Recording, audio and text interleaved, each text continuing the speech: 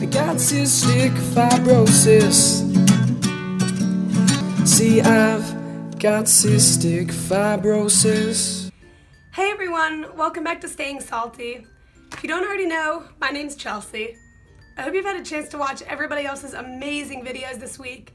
And you haven't already noticed, back to school season is in full swing, so we decided to jump on that theme, and this week's topic is about missing school with cystic fibrosis. Now, if you watch my other two videos, you already know that in high school and grade school, this didn't affect me whatsoever. I was super active, I did volleyball, soccer, and I honestly never had to miss much school, if any at all, because of my cystic fibrosis. It wasn't until college that this even became an issue for me.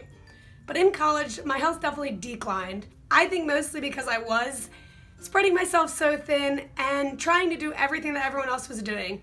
And I definitely am a self-proclaimed nerd, and I just threw myself into all of my studies and tried so hard because that was the one thing in my life that I could control. I couldn't control my health and a lot of other aspects that were going on in my life at the time. So in my mind, the one thing that was in 110% control was my education. I could always make sure how much I studied, how well I did on tests. So I took that very seriously and actually was able to graduate in 4 years with a cumulative GPA of 3.73, which as a regular student is definitely an accomplishment. But when you factor in that in those 4 years, I was missing school either because of home IVs or hospitalizations over 10 times. That means I'm missing either 2 to 4 weeks of school each semester. That's practically unheard of. So I definitely am pretty well versed at this point of how to miss school with CF. I'm gonna try and give you a little bit of my tips, what I've learned. I'm not gonna try and bore you with every time I missed school and what I had to do. But I think one main aspect of missing school with CF that people overlook is the aspect beyond the test, beyond the textbook teachers. It's the social aspect. You're missing out on friends, on events that you'd look forward to, just socializing in general. And that definitely takes a very big mental toll on you that I don't think a lot of people even give credit to or realize. I went to college so far away, I knew I had to get involved in something. Ultimately, I decided to join a sorority, Delta Gamma, at the University of Tampa. This was so crucial to helping me down the road. It wasn't until my sophomore year that I even realized how beneficial this was. It was a time where I was in the hospital sitting there missing recruitment, which if you know any sorority girls, you know is one of the biggest times of the year, something we look forward to so much. And I was in a hospital bed missing it. And I was in a mental place where I was just so down, so depressed. I wasn't able to do some of the best things that I've been looking forward to for a year. I wasn't with my friends. And I was just so alone and isolated. But one day I actually had one girl from my sorority come, and she brought 2 entirely signed letters from my entire sorority. And that was the point that I really realized how crucial a support system is when missing school with cystic fibrosis. I can't tell you how much it meant to me every time anyone would even come to the hospital. And that is a really main aspect. I think if you do know you're gonna miss school because of CF, make sure you have that support system in line. Make sure you have people there that are gonna make it a little bit easier to miss out on not the schooling aspect, but the social aspect of what you're missing out on.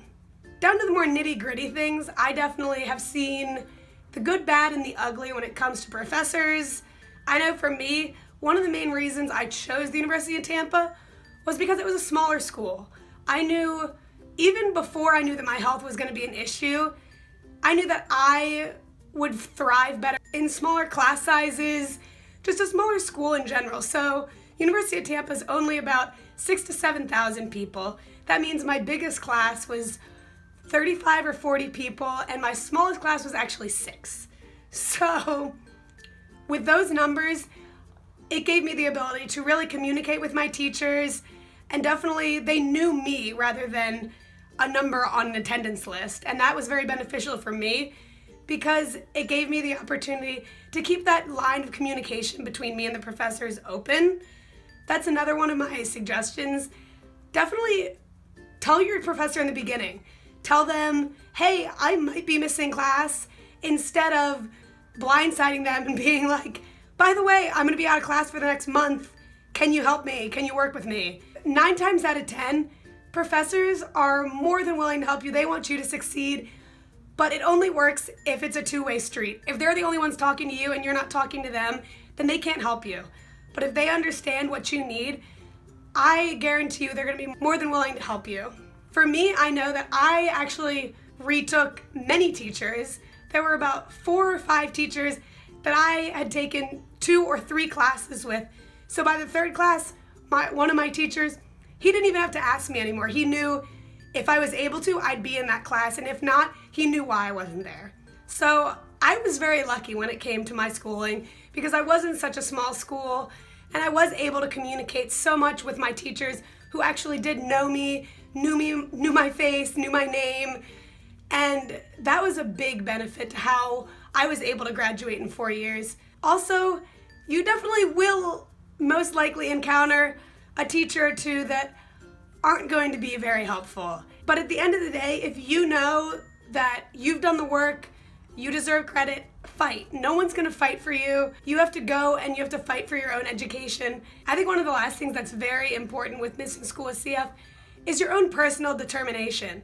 When you do miss that much class, it's very easy to either not do the work or fall behind, but if you're very passionate about that, that's something that you have to take into your own hands, and you have to go above and beyond what everyone else is doing, because you are missing out on the schooling.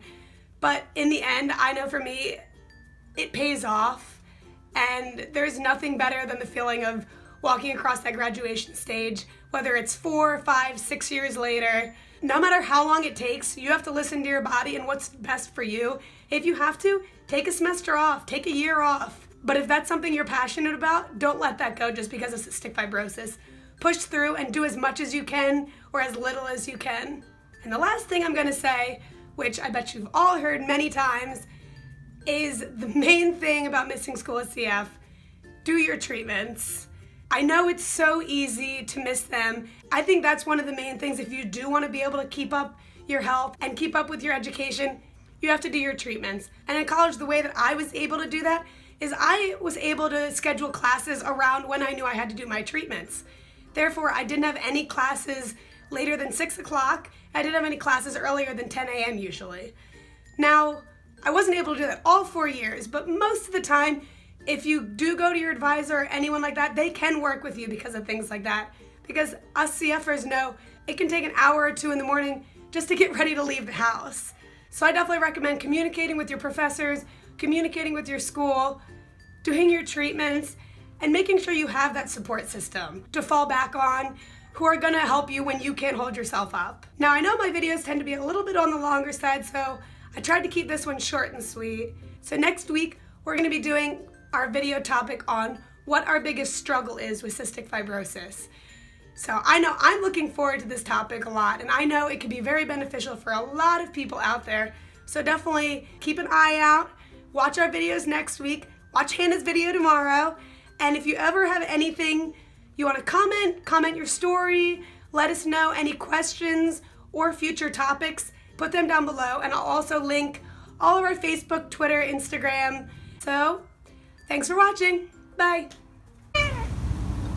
Excuse you. I'm trying to record the video.